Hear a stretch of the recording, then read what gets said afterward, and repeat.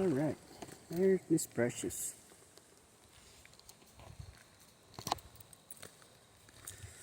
We're here at Turkey Reserve number 2 today.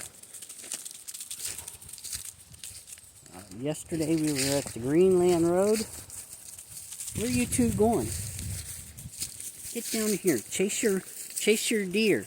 Come on, let's get down here and chase your deer.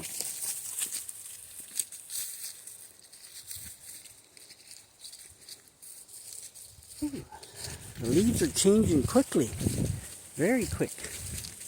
Look at all the leaves on the ground.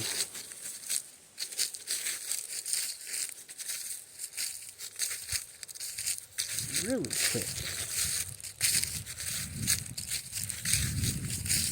We might have a bad winter this year. Global warming.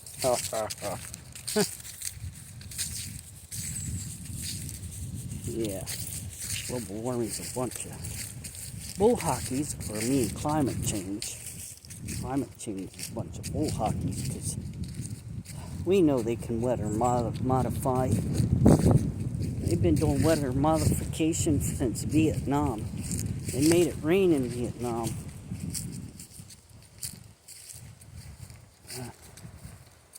Yeah, we know they can. They've been doing a lot of experiments since the day the government was created.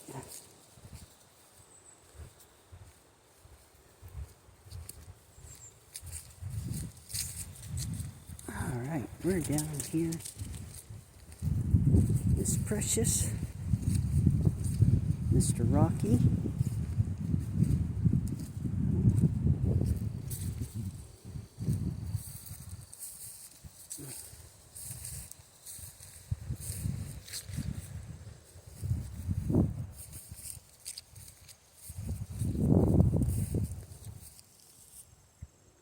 It's like a bird got tore up there, Rock.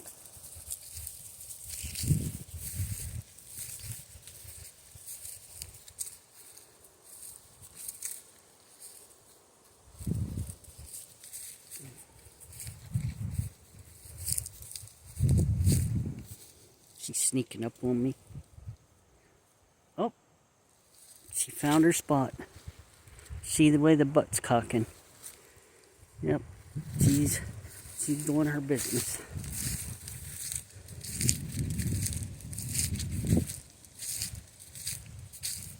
Doing her business.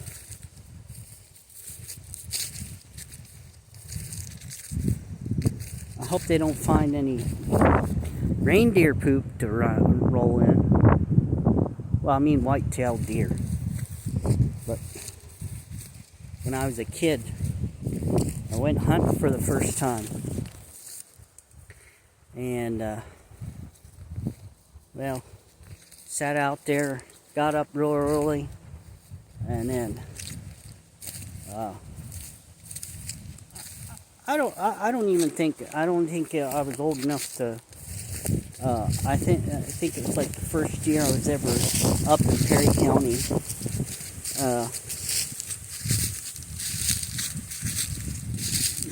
And living with the grandparents and the great-grandmother. And, well, she had a 300-acre farm. And we had, Grandpa had deer stands everywhere. Well, two places he had deer stand. And, well, one was way up on the mountain. You're talking maybe a 2-hour walk. I mean, at 4 in the morning to get to the deer stand. If you were in the truck, it would be a half-hour ride. But walking, have backpack on, we had sassafras tea. We had ham sandwiches, turkey sandwiches, and packed our backpack, and early in the morning, off we went. At that time I didn't have any weapons because this is like the first time. And it was like, I was like, maybe 6 or 7 years old. I was 6 or 7 years old. And they take me along, and I'm just sitting there having a good time, and I get loud and shh, you're going to scare away the animals. And so we're standing there for a while, and then next thing you know, we see something sneaking through the woods, and Grandpa says, "Oh, quiet!" And then he, aims through the scope and plow. And he got a doe, or a buck, or something. And so then I guess they had 2 tags or something he had to fill. So we waited there for a little while more. Because you could see where the one we didn't have to go far for that deer. He seen where it dropped. It dropped. It completely dropped. It right in spot. And then the second deer came. Plow. But that one ran a little bit, so we had to get out of the tree stand and go walk for it. We followed the blood trail. And at that age, didn't really think about it. But I was so into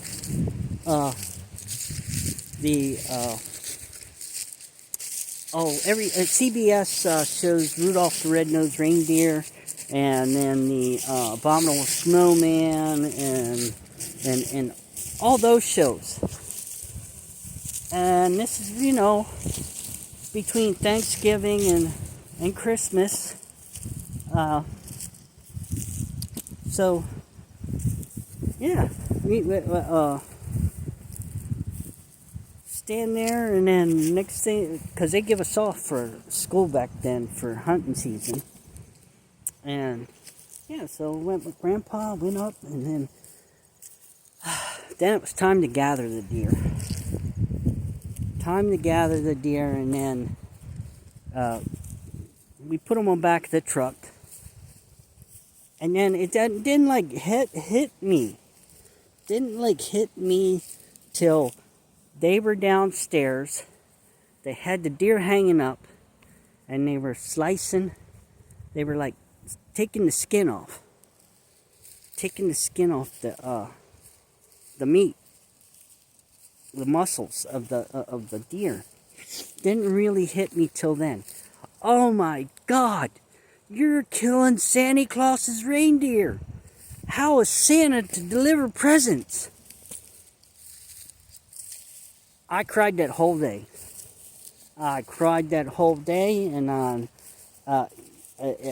was so traumatized, and I didn't think I was going to get presents that year. And I don't think I really did. I don't think I really did get anything from Santa that year, because I got it throughout the year. So I may have got one or two little items.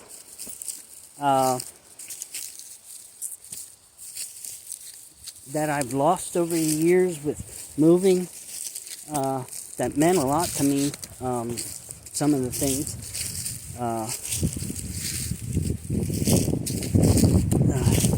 Yeah, it just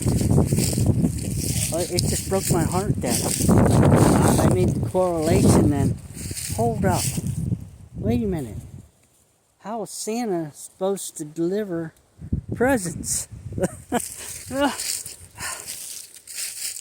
And yeah, it was a cold winter. It was cold that winter, because it was like a good foot of snow on, and it made it real easy to track the deer. But as I grew up, I began to understand what was going on. But my Uncle Donald was there. Mary Jane, Ruth, Paul, yeah,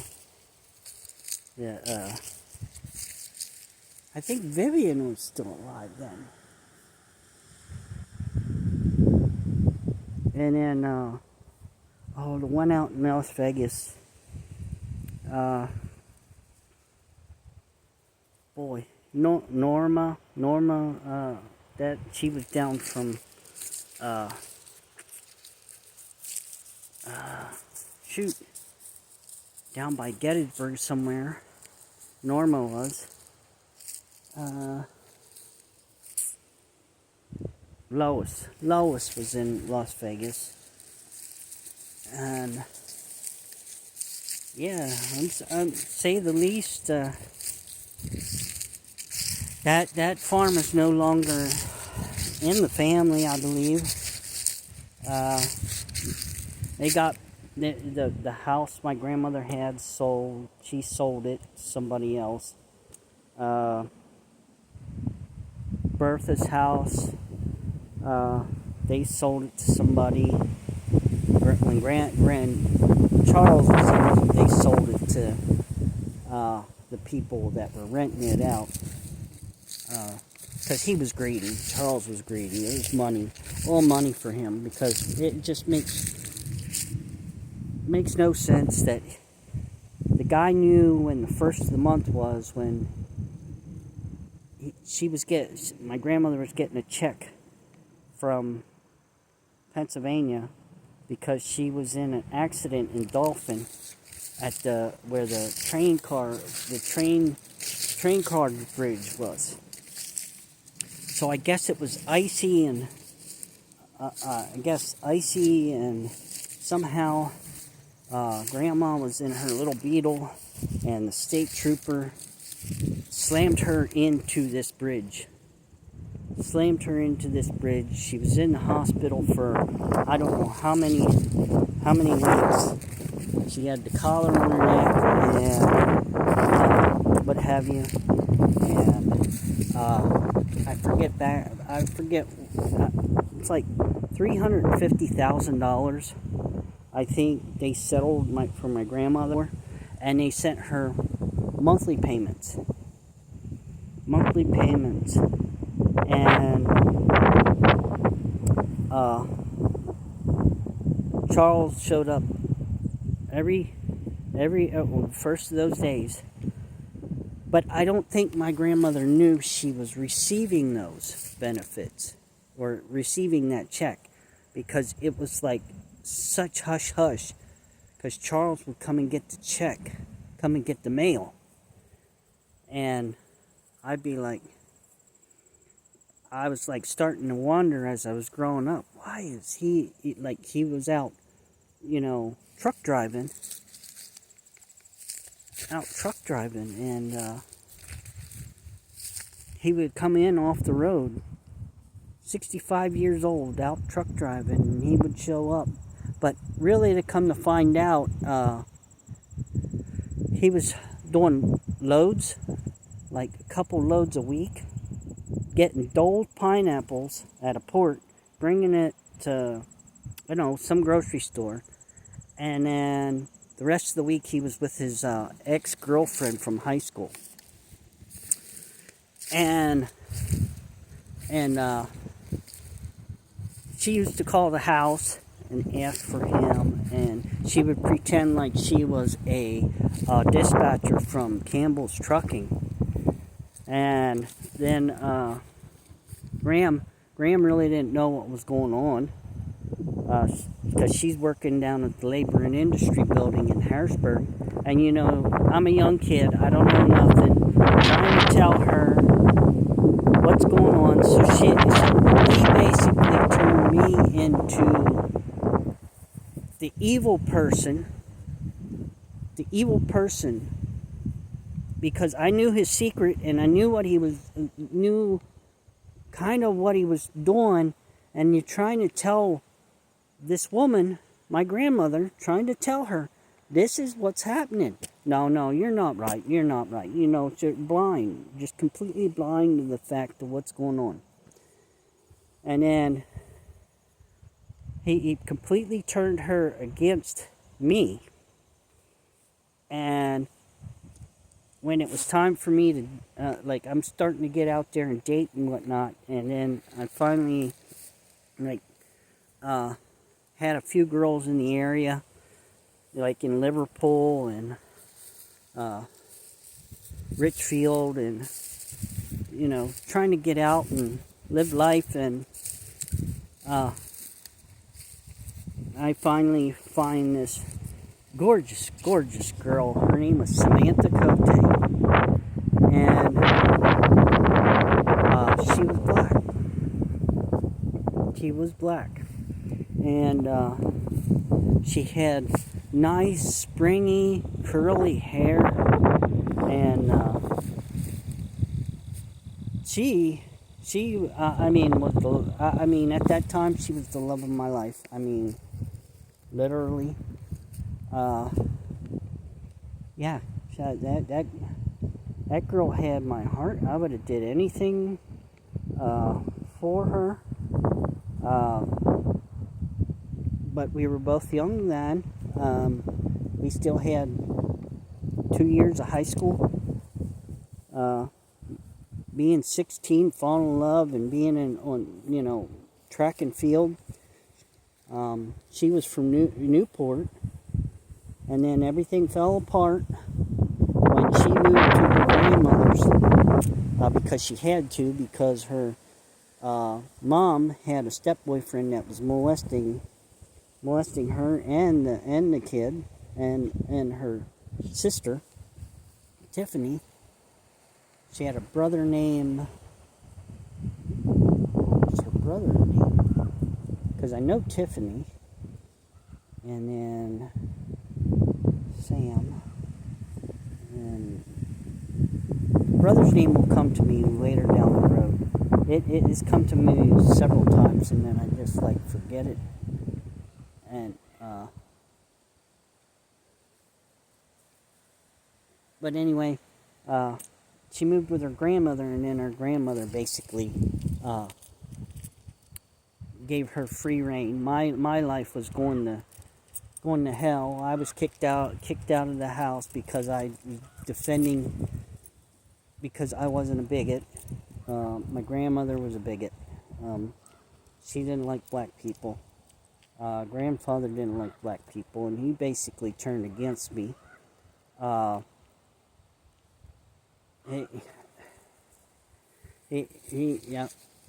He basically turned against me, and then basically there was a drawer up in Grandma's room, and she used to get savings bonds, and I sat there, and she told me what they were for, and she's like, "This is for your education, to send you to college." And there were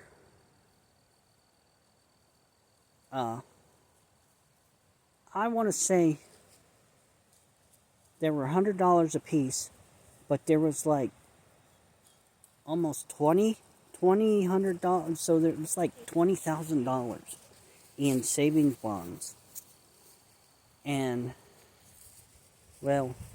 after I left, they were all gone. Charles put them in the bank, and she racked up so much credit card debt, trying to cope for her feelings of her being what she did to her grandson, me, and buying everybody that entered her life. She tried to buy them, and it proved to me, because my mom is a greedy person, and mom floats around where money is in her life. If she sees a little bit of money, she'll float that way. She'll be friends with that person. She'll take that money. And eventually my mom and the whole family, Harold included, which was my stepfather, that almost beat me to death, and that's why I ended up living with my grandmother. But then when I hit hit 16, and my hormones kicked in, and I found that love of my life, Sam. I was kicked out of the house because I was defending because I didn't believe in what Grandma believed, and because I would not stop dating her, and so I was kicked out. And then for I'd say a good I'd say a good 3-4 months, when Sam moved down to, because what I was doing, I was going to Fenner. I was working at Fenner Trucking at 16 in 10th grade, and I was going to East Juniata High School at that time, and I was going to work after school. I worked at Fenner Trucking, and what I would do is I would wash the trucks. I would wash trucks. I would do simple inspections and maintenance on vehicles. I would change the filters. I would change tires, change brake pads on 18-wheelers. But Dad would be there he was like my boss. He would supervise me, or if I couldn't get something, he would show me. And for about a good 6 months I spent with my dad, and I learned out what he used to do. And I never believed this, but my dad's talent was really wasted, because this guy pulled up in his, I don't know, he was sitting in the truck up there at Truck Stop 35 in there, in the where the trucks were, and he come over to my dad, and it was after work, and we were getting ready to get our showers in the truck stop, and we got, since we worked at the truck stop, we got free showers at the truck stop, and so we would go in, get our get our towel, and then go wash our butt. But my dad said, "Hey, go wash I'm going to help this guy out." So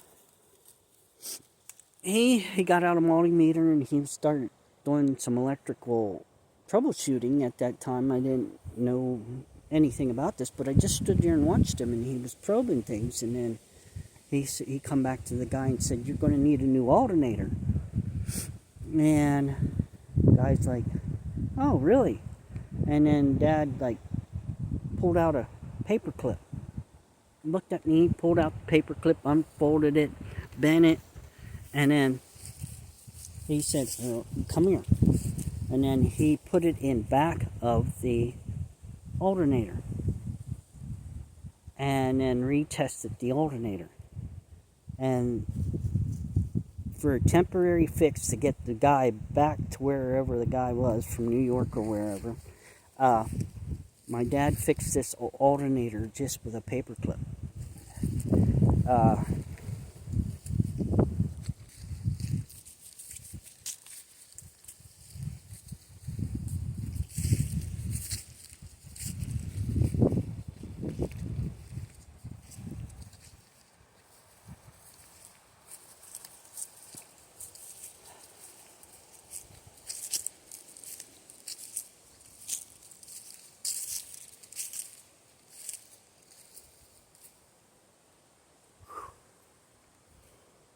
Oh, man.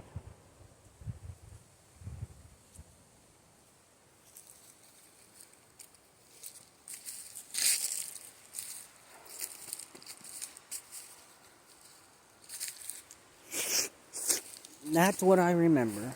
And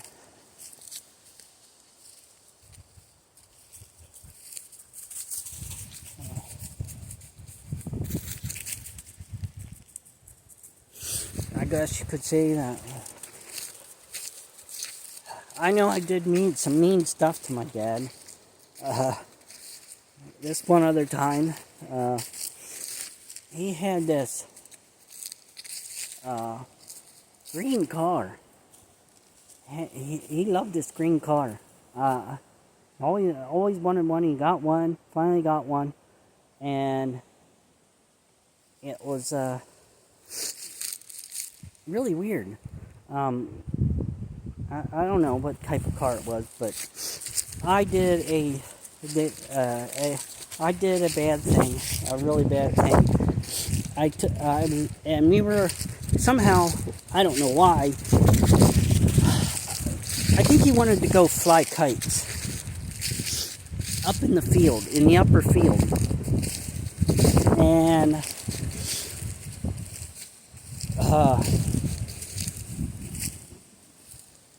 so what I end up doing is taking a little stick and sticking it in the ignition hole.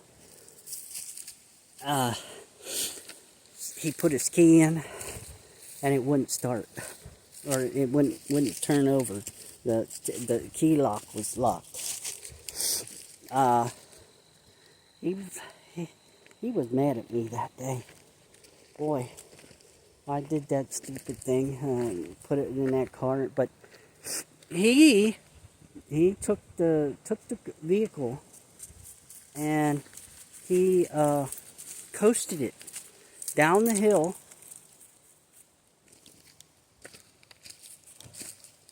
He coasted it down the hill, and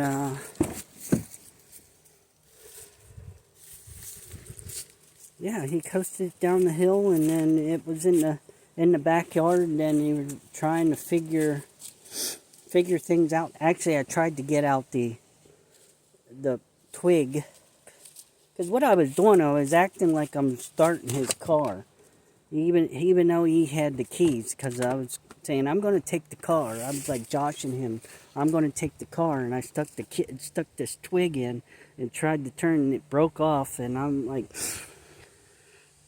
and then he came and he stuck his, and it made it worse.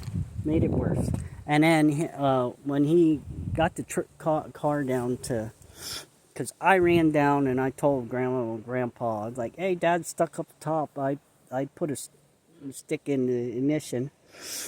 Dad, and then he came down, and so what they ended up doing is Grandma had a blue Pontiac, a boat of a car, a real boat. I mean, you could fit a family of 6 in the back seat. It was a huge car, and yeah, say the least. Oh man, there we go. But say the least. Yeah, that was another story. He coasted down, and I can remember we were taking the, he was trying to burn out the wood. That didn't work. But I guess the car is so rare. We towed that. We took the Ford truck that my grandfather had, Dockenball, Charles Dockenball. He got a Ford from up in Mifflin Town, and we towed Dad's car to a guy who had a shop, one part of the family, and the guy had to wait for the ignition piece to come in. That's how rare this was, and it was like almost a 6 months, 4 or 5, maybe 6 months wait to, not like they couldn't open up and rebuild it and maybe, use a screwdriver, in the meantime to start it. But no, they, I don't know why they didn't open up and maybe hotwire it. They could have hotwired it. I don't know why they didn't do that. I never understood that. But so we took that out there, and then the grandparents let my dad use the Ford truck. And I loved this Ford truck. It was an old stick shift. It was just a real, farm truck. And when I came 16, that's what I really wanted. But Grandma had to go out and get a Jeep Cherokee. It was a tan gold color.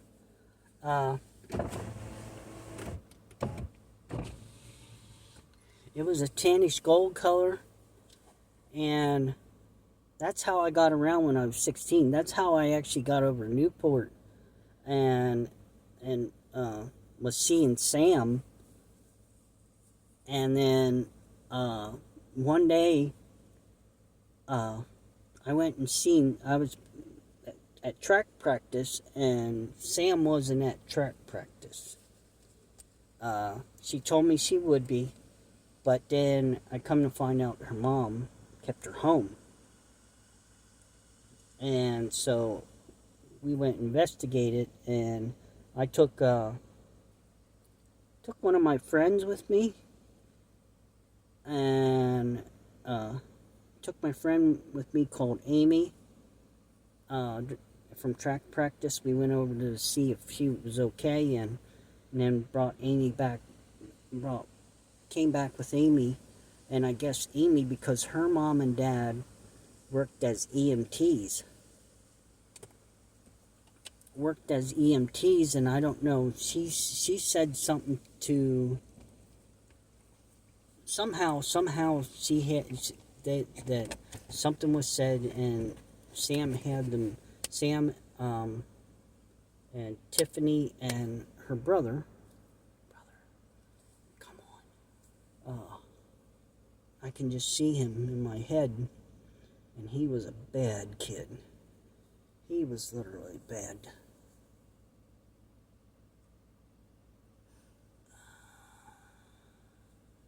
Yeah, Precious.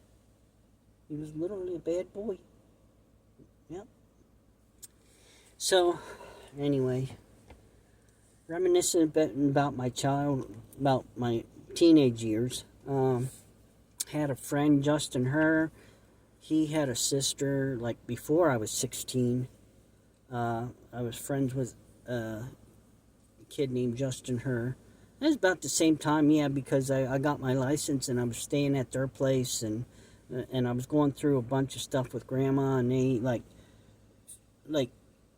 didn't want me in the house with Grandma, so they put me, for like a week or two,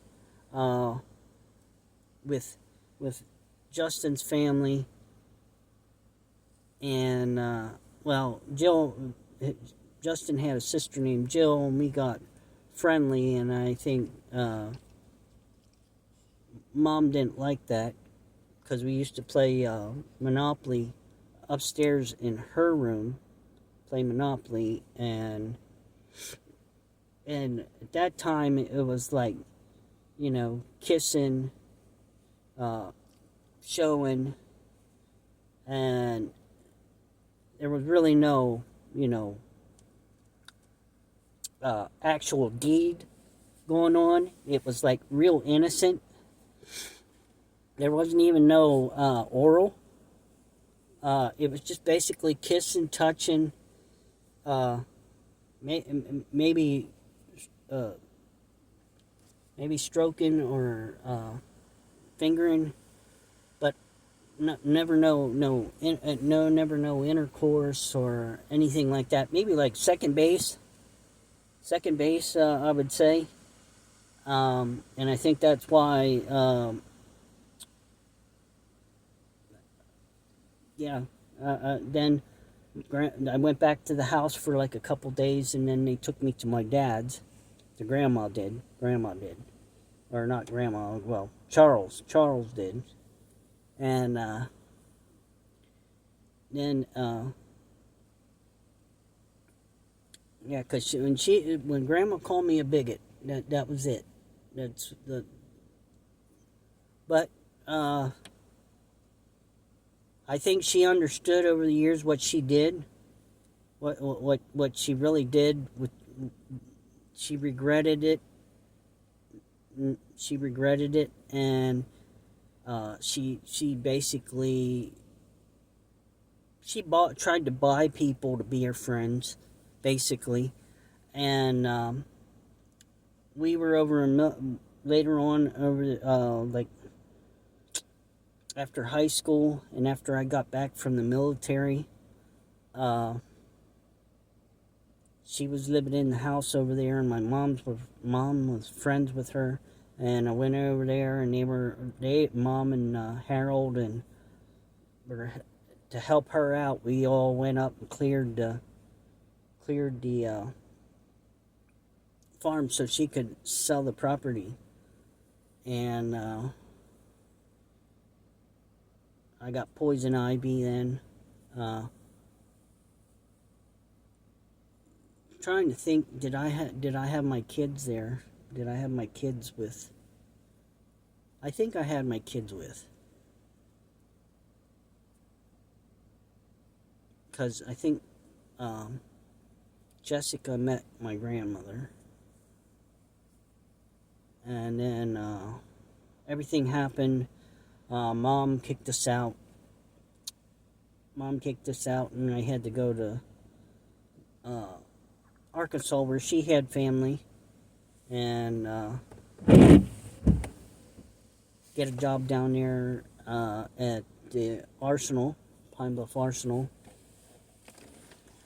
Yep. So I'd say my marriage didn't last either, because she was cheating, and I think her grandfather helped her. I know the grandmother would not. Grandmother is a strict family, but the grandfather, I think he did encourage her to find a hillbilly.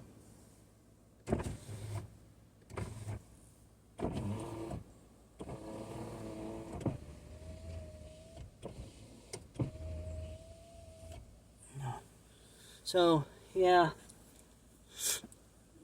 Well,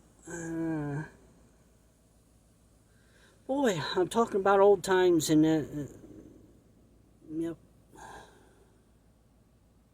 That's what, yep, we'll talk about some old times.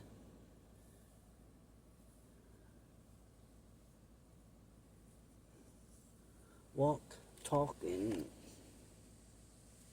look, being so serious. Look at her being so serious over in the passenger seat. Look at her being serious. Just looking out the window.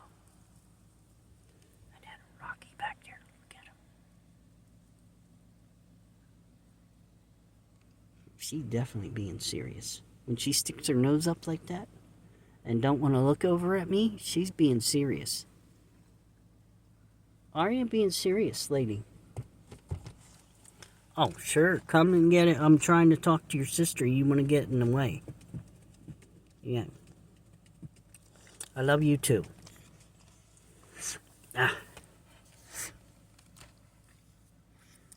Yep, so, yeah. Just reminiscing. Like, share, subscribe, comment, and yeah, just putting down memories on video. And since I don't get to visit my kids, or my kids don't want to come up here and make a permanent place up here, they're staying in the South and made homes there for themselves. Yeah, so I don't know. I bought my house. Bought my house to probably give them a stable home. Brought them up here a couple times to say, hey, you have another place to come if you don't like it with your mother. And the pedophile, what was his name? Shoot. What the heck is his name? Pedophile that she was married to. Anyway. Thomas. Oh, yeah, Thomas. Married to Thomas. And,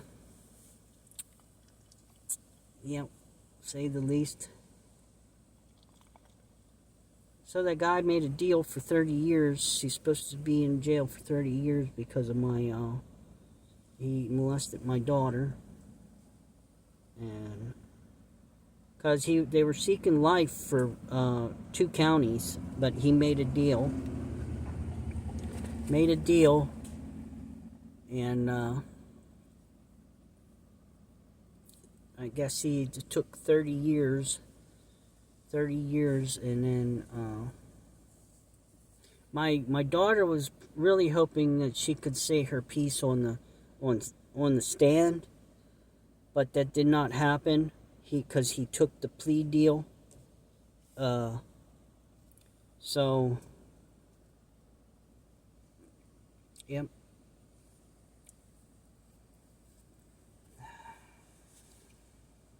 Yeah, that's I think about that, and think about how my daughter, and when I was down there, I bought her cell phone after like, I think in the whole time, like, I went down when she was older and she asked for a cell phone. I did buy a cell phone. And I know the one time that my ex-wife, she was pissed. I bought her an Apple phone.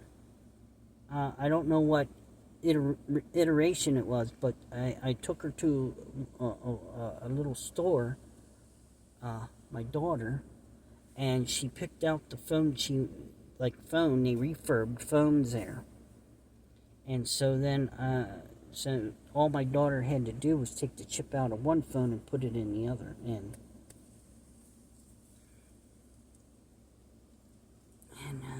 let's see, we went bowling that time.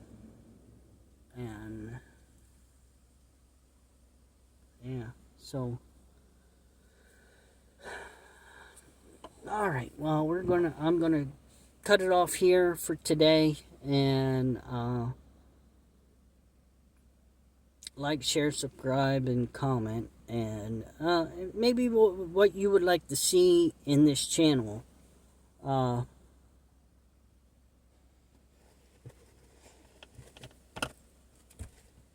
Because there's several things I want to do, but I don't have the money to do it. I'm trying to save money, but it's kind of hard to do when something comes up last minute. But I wanted to get like maybe $600 of wood and build my own truck camper, but I don't have the money for that. I guess what I could do is sell some stuff at the house to buy the wood and to make the truck camper on the back of the truck. And then I got like a whole bunch. I mean, I become so materialistic that I don't know what to get rid of or not get rid of. And basically, the house is not serving me no purpose. And I definitely know if the new year comes about and Kamala Harris gets in and she wants to tax unrealized gains, I think on a yearly basis now. Not one time, yearly basis. So, yeah.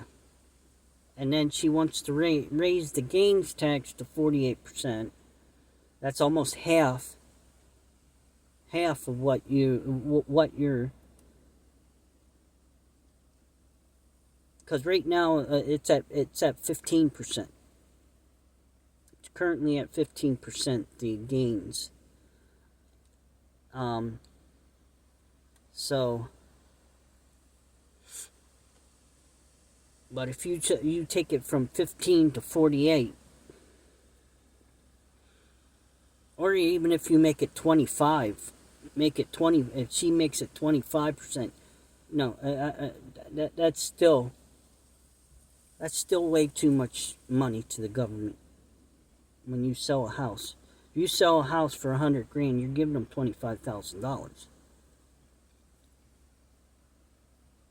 And what's the purpose? What's even the purpose?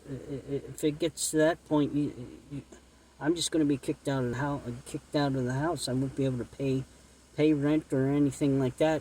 I mean, the mortgage, because it's going to, like, I foresee FEMA's going to raise their rates, even because of the 2 tornadoes. They're going to use that as an excuse. They're going to use Lahaina. They're going to use all the tornadoes so they can raise the rates. They already did with Lahaina. They already raised it to from $1,300 to $1,500. So there's $200 there that they raised it. So just because we're in a flood zone, because Likens declared certain properties in a flood zone. And I've never had the property flood, so unless you call 4 inches of water in the basement flooding, but that 4 inches is nothing compared to, I guess, when the older guy was there, it was almost the basement flooded with 2 feet, but there's no sump pump. If there would be a sump pump in my basement, then if there was a sump pump and it kicks on when the water gets so high or whatever it is. But there's no need for a sump pump. It's dry. I mean, one time in 11 years,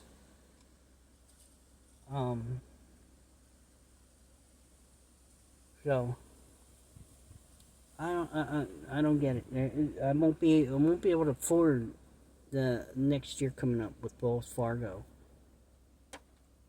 Wells Fargo probably recalculating, and I won't be able to afford to live in the house.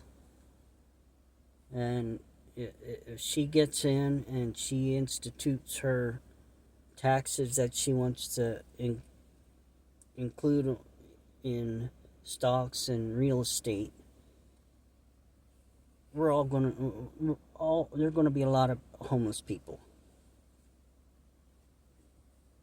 And these older, when I'm online and I make a post, I notice it's an older woman that probably has like 16 cats and is sitting there, and they're telling me to do my research. No, honey, you need to get out and about, and you need to see the world, and I know you're just probably sitting there. You needed to fight with someone for that day, and you're lonely. Usually when I make a comment about them being lonely, it ends the whole you don't hear them. They ghost you.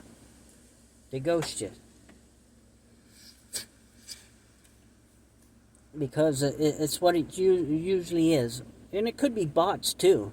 Could be bots just, because of what I said, because of everything's biased online for Democrats. Google's biased. The one guy on TikTok actually found out. Actually, a couple people asked the questions to Alexa and did Google searches, and it's all biased. So, yeah. Alright, we're going to get going. And so, like, share, subscribe, comment. And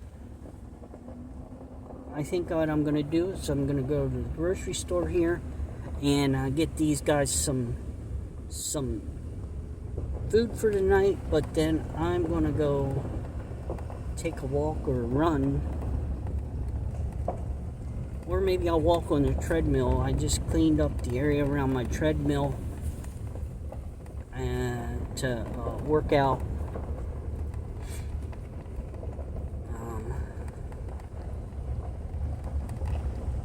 Yeah, so say the least.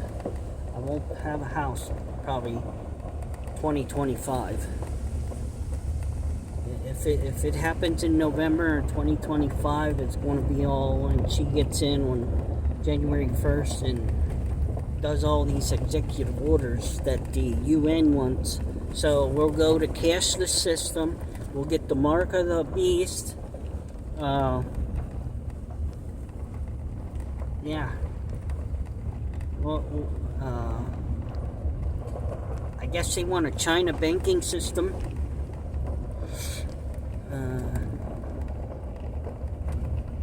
Cashless system.